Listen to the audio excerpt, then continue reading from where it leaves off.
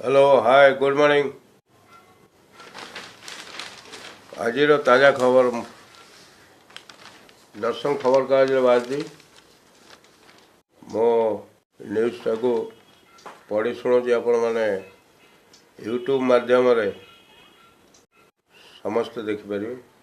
जातीय ग्रामीण स्वास्थ्य मिशन योजना रे व्यापक दुर्नीति खोर्धा 15 दर्शन प्रतिनिधि समस्त को उपयुक्त स्वास्थ्य सेवा जोगाई देवा निमंते केंद्र सरकार एवं राज्य सरकार जातीय ग्रामीण स्वास्थ्य मिशन योजना रे कोटी कोटी टंका खर्च करुवा बेले यार सुफल जनसाधारण पाई पारु नथिबा जणा पड़ी। यार एक ज्वलंत उदाहरण होउची खोर्धा जिला जातीय ग्रामीण स्वास्थ्य मिशन योजना रु कोटी कोटी टंका अनुदान आसुथिबा बेले विभागीय अधिकारी माने विभिन्न बाटरे हरिलुट करी चलाइछन्ति। लुटुछन्ति सरकार को ललठन देखई। खोर्धा जिला मुख्य चिकित्सालय जातीय ग्रामीण स्वास्थ्य मिशन योजना रे नियुक्ति पाइथिबा डाक्टर एएनएम जीएनएम और फार्मासिस्ट ठीक भाव में कार्य संपादन करूना।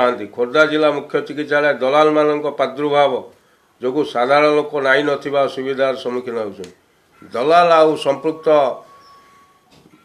चिकित्सालय किसी कर्मचारी को मधुचंद्रिका चली दीर्घ दिन समस्या किंतु राज्य सरकार एपर्यंत आपको अणदेखा कर चली। अकर्मण्य प्रमाणपत्र प्रदान व्यापक दुर्नीति होउछि। हैंडिकैप्ड सर्टिफिकेट देवाई भी एमाने बहुत प्रकार दुर्नीति कर सबु कार्य सक्षम व्यक्ति को अकर्मण्य प्रमाणपत्र प्रदान कर जी छोटा कैंपर नुह ताकू एमाने सर्टिफिकेट दौरान बड़ विचित्र ये सरकार शासन। आपण मैंने यूट्यूब माध्यम ए खबरटा को शुणु यार सत्यासत्य निजे जाई परीक्षा करूँ। जिला मुख्य चिकित्सालय किसी कर्मचारी और विभाग अधिकारी संपुक्ति थिबा नै मध्य अभियोग होइछि। जड़े अनभिज्ञ व्यक्ति जार अभिज्ञता नहीं ताकू हाथ में खोर्धा जिला मुख्य चिकित्सालय को दायित्व प्रदान कराई। बड़ आश्चर्य सरकार ये स्वास्थ्य नीति। नवीन बाबू जदि शुणु था कि स्वास्थ्य मंत्री शुणु था ताल टिके दर्शन करंतु आसिक सकाळु सकाळु जानीपारे खोर्धारे केमिति चली। ठीक सेहीपरि भाव में खोर्धा जिला मुख्य चिकित्सालय सुरक्षा और परिमल दायित्व रे बेसरकारी संस्था को दीर्घ दिन धरी दायित्व दिया संपूर्ण संस्था मिथ्या बिल दे लक्ष लक्ष टंका हरिलुट कर चली। ए संपर्क में विशेष तथ्य जानापी खोर्धा जिला मुख्य चिकित्सालय दायित्व थिबा अतिरिक्त जिला चिकित्सा अधिकारी को पचार से कौन सठिक तथ्य दे पारि नथिले। कहीं सत्य तथ्य दे पारे तार कारण आपण मैंने बुझीपे से ये दलाल आउ ये जो फाल्कन सिक्यूरिटी एमान सांगरे आंकर मधुचंद्रिका अच्छी ये परसेंटेज प्रति मासरे आदाय करुँच जहाँ खबर जना पड़ुची। मु विश्लेषण कर आपन को पढ़ी शुणाऊँ।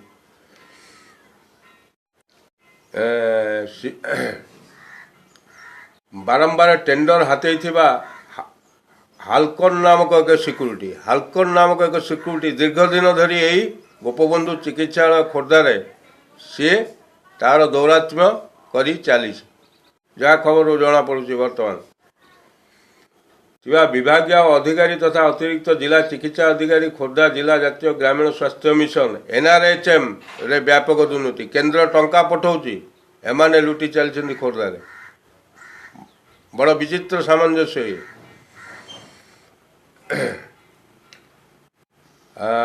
चिकित्सा अधिकारी खोर्धा जिला जातीय ग्रामीण स्वास्थ्य मिशन जिला प्रकल्प परिचालक एवं जिला मुख्य चिकित्सालय परिचालक तथा हॉस्पिटल मैनेजर गणमाध्यम प्रतिनिधि सहित लुचकाली खेली सी आ लुचकाली भल खेलुंट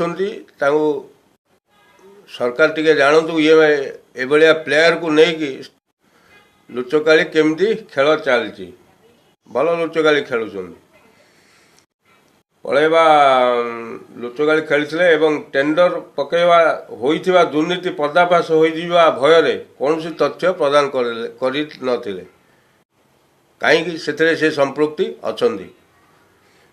ଖୋର୍ଦ୍ଧା ଜିଲ୍ଲା ମୁଖ୍ୟ ଚିକିତ୍ସା ଅଧିକାରୀଙ୍କ ନିର୍ଦ୍ଦେଶ ସତ୍ତ୍ୱେ କୌଣସି ତଥ୍ୟ ମିଳିପାରିନଥିଲା।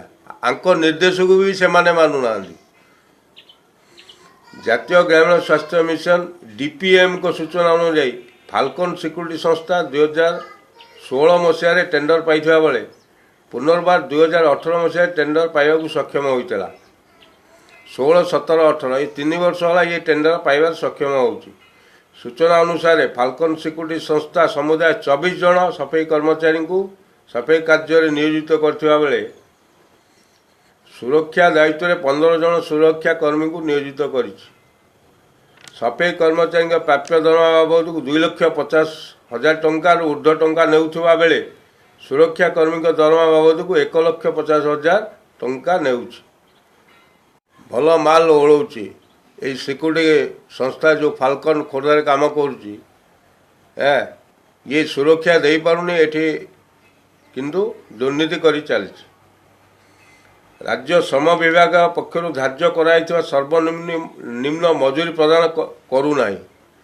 ସର୍ବନିମ୍ନ ମଜୁରୀ ଏଇ ଯେଉଁ କର୍ମଚାରୀମାନେ ଅଛନ୍ତି ସଫେଇ ବା ସୁରକ୍ଷା କର୍ମୀ, ଏମାନଙ୍କୁ ସରକାରଙ୍କ ଧାର୍ଯ୍ୟ ଯେତିକି ଦୈନିକ ମଜୁରୀ ଦେଉନାହିଁ।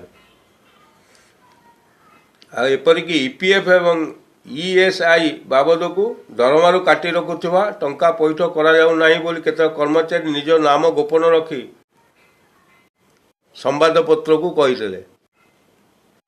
ଏ ସମ୍ପର୍କରେ ରାଜ୍ୟ ଶ୍ରମ ବିଭାଗ ଦୃଷ୍ଟି ଦେବା ସହ ରାଜ୍ୟ ଦୁର୍ନୀତି ନିବାରଣ ବିଭାଗ ଦ୍ୱାରା ପୁଙ୍ଖାନୁପୁଙ୍ଖ ଭାବରେ ତଦନ୍ତ କରାଗଲେ ପ୍ରକୃତ ତଥ୍ୟ ଲୋକଲୋଚନକୁ ଆସିପାରିବ ବୋଲି ସାଧାରଣ ଦାବି ହେଉଛି। ଏ ଖବରରୁ ସ୍ପଷ୍ଟ ଯେ ଖୋର୍ଦ୍ଧା ସଦର ମହକୁମାରେ ଥିବା ଗୋପବନ୍ଧୁ ମେଡ଼ିକାଲରେ କିପରି ଦୁର୍ନୀତି ଚାଲିଛି।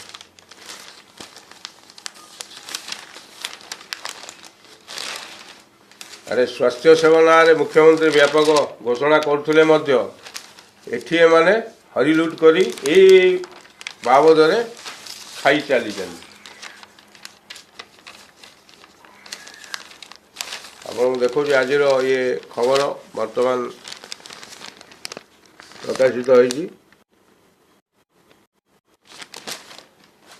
Thank you. ଜୟ ଜଗନ୍ନାଥ।